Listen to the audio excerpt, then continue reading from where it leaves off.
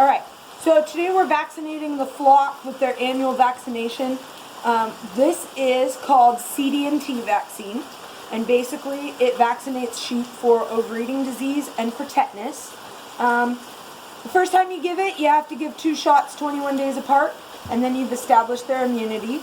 And then for the rest of their life, they just need 1 booster each year. So that's what we're doing right now. We're doing their 1 booster for the year.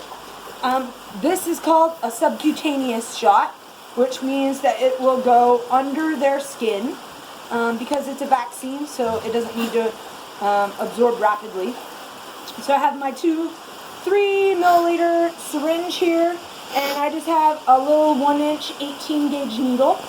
And so I'm going to go ahead, the correct dose for these lambs is 2 milliliters. So I kind of shake up my vaccine and take my lid off here. And what I'm going to do is I'm going to inject the 2 milliliters of air into my vaccine, or into my container here. I'm going to draw out 2 milliliters and make sure there's no big air bubbles.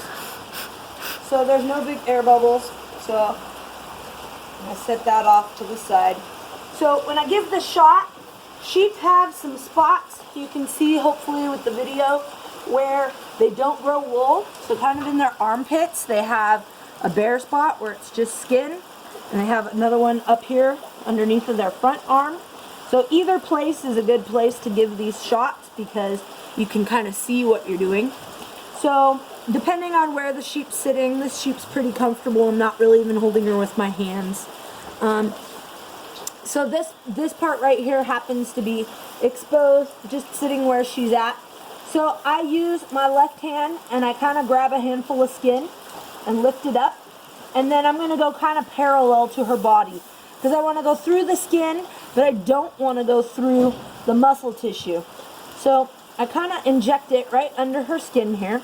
And before I actually inject it, I'm going to use my left hand, my finger, and I'm going to sort of feel that the needle now is under the skin, but I can still feel it. It's not through the muscle.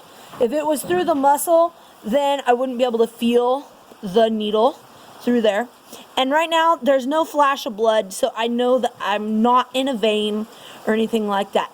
So I'm going to go ahead and inject her 2 milliliters.